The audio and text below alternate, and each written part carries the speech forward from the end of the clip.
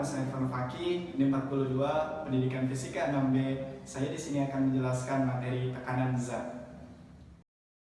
Nah, yang pertama itu tekanan pada zat padat. Nah, tekanan pada zat padat ini kalau dalam kehidupan sehari-hari itu ibaratkan atau dicontohkan itu kayak sebuah paku. Nah, di mana ujung paku itu berbentuk lancip. Nah, kenapa lancip gitu kan? Nah, itu nanti bakal mempengaruhi gitu kan berapa besar daripada tekanannya gitu kan.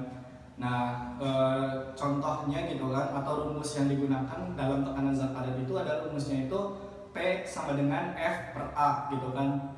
Nah, rumus P sama dengan F per A ini, F-nya itu menandakan berapa besar gayanya gitu kan. A-nya itu berapa besar luas permukaannya dan P-nya itu berapa besar tekanannya gitu kan.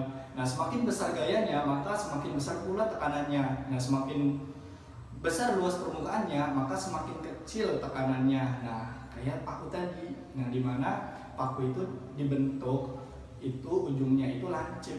Nah, karena apa? Ketika luas permukaannya semakin kecil, nah maka akan memberikan gaya yang semakin besar dan tekanannya juga akan semakin besar gitu kan.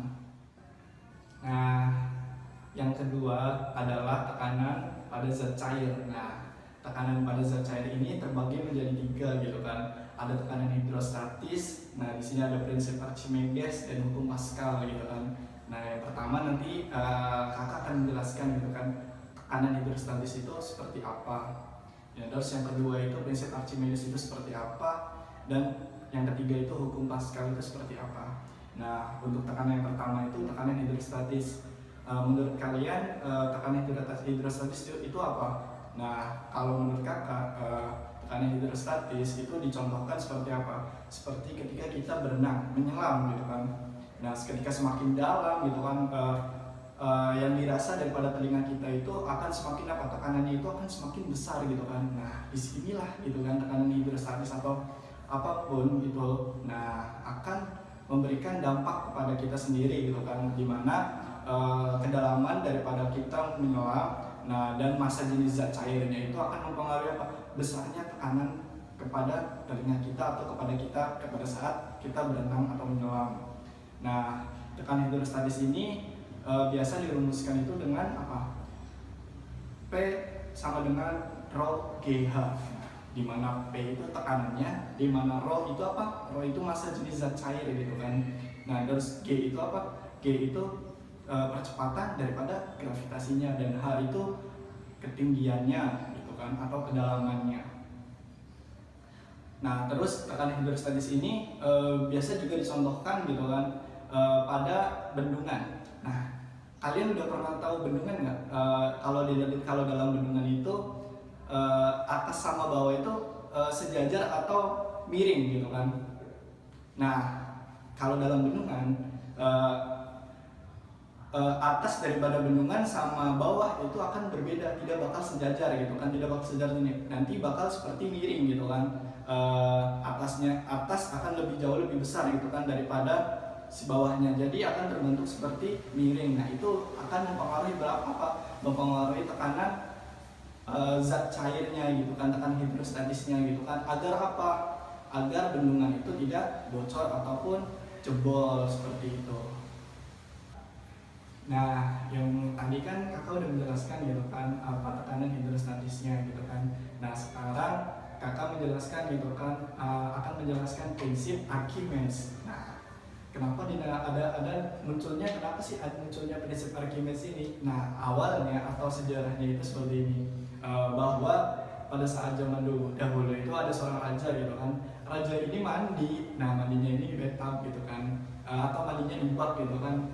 Jadi ketika rajanya mandi, nah si mahkota raja itu jatuh gitu kan di dalam air. Nah, ketika mahkotanya jatuh ke dalam air, si raja ini menyuruh si Archimedes gitu kan, si Archimedes ini untuk menyelidiki gitu kan apakah mahkota dari raja ini emas asli ataupun tercampur dengan perak. Nah, makanya di situ si Archimedes ini menyelidiki gitu kan. Nah, gimana cara Archimedes ini menyelidiki gitu kan? Nah, si Archimedes ini menyelidiki itu dengan cara apa? Dia langsung menjeburkan diri sendiri gitu kan ke dalam bak mandinya itu ataupun bathtubnya itu kan. Nah, ketika si Archimedes ini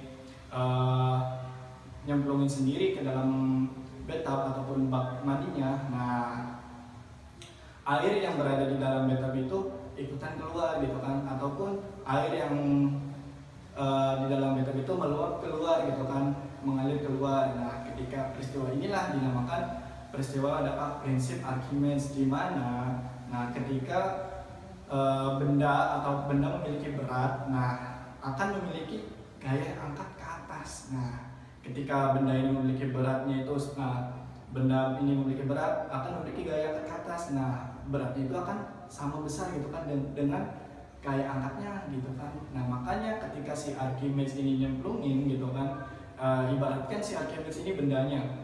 Nah, ketika si Archimedes ini nyemplungin ke dalam bathtub gitu kan, air yang di dalam bathtub ini akan mengalami gaya angkat ke atas gitu kan. Nah, gaya angkat ke atas ini nilainya itu sama dengan gitu kan, besarnya itu sama dengan apa ya? Sama dengan benda si Archimedes ini ataupun Archimedes ini gitu kan.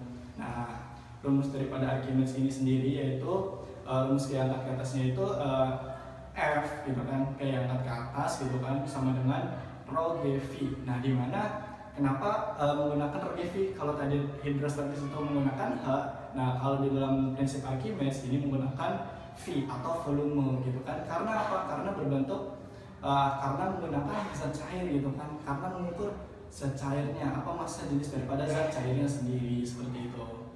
Nah, contoh daripada prinsip Archimedes ini sangat banyak gitu kan,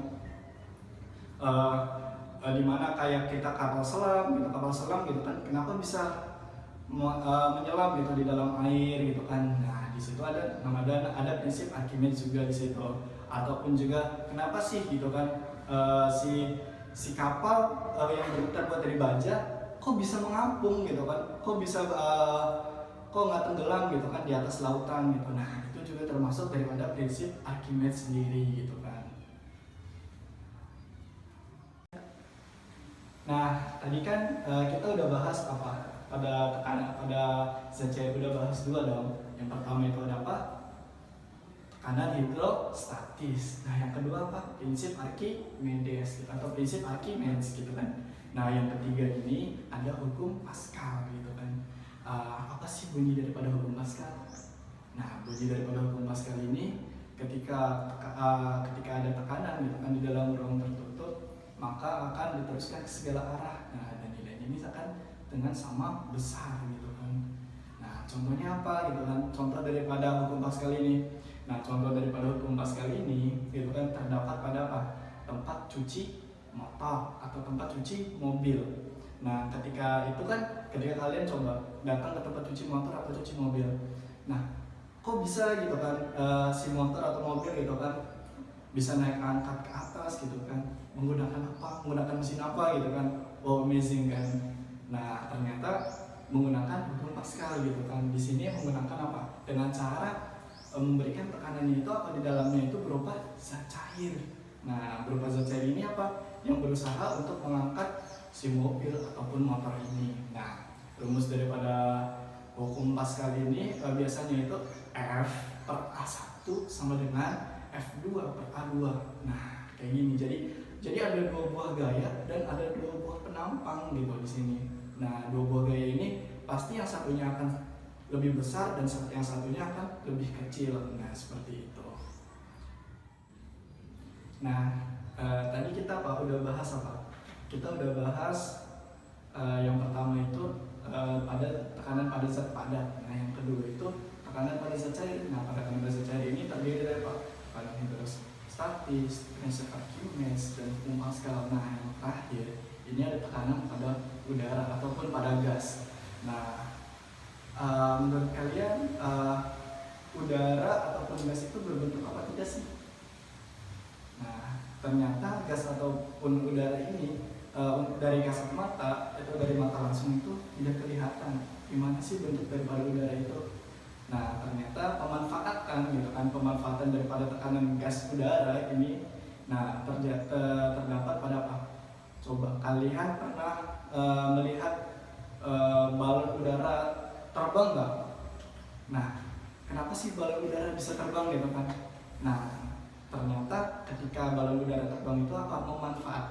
Memanfaatkan uap-uap yang hasil pembakaran gitu kan, yang menghasilkan udara, yang memberikan si balon udara, memberikan balon itu udara gitu kan, sehingga balon itu mengembang sehingga kalian bisa terbang menggunakan balon udara. Nah ternyata seperti itu. Nah ada tekanan zat padat, ada tekanan zat cair, dan tekanan pada zat gas atau udara. Nah ketiganya itu berbeda-beda contohnya gitu kan. Nah kalau yang pertama apa? Tekanan pada zat padat contohnya pada paku.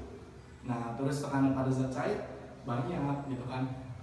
Ketika kalian di kapal di tengah lautan, nah ketika kalian berenang, ketika kalian menyelam, ketika kalian ketemu cuci motor, nah itu termasuk daripada tekanan pada zat cair. Nah terus yang ketiga, tekanan pada udara ini contohnya apa tadi? Balon udara.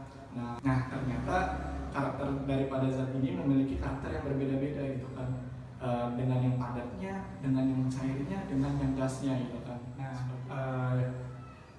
cukup sekian gitu kan video daripada kakak. Mungkin nanti next time nanti bakal buat lagi video-video yang selanjutnya gitu kan. Nah kurang dan lebih mohon maaf gitu kan daripada kakak. Nah terima kasih dan semoga bermanfaat kepada kalian semua gitu yang melihat video daripada kakak ini. Nah karena apa? Ya karena ketika kalian melihat video daripada kakak, mungkin ada sedikit ilmu yang kakak berikan kepada kalian semua gitu kan. Nah seperti itu. Nah jadi kakak tutup video dari kakak ini dengan mengucapkan alhamdulillahirabbil alamin. Cukup sekian, terima kasih. Wassalamualaikum warahmatullahi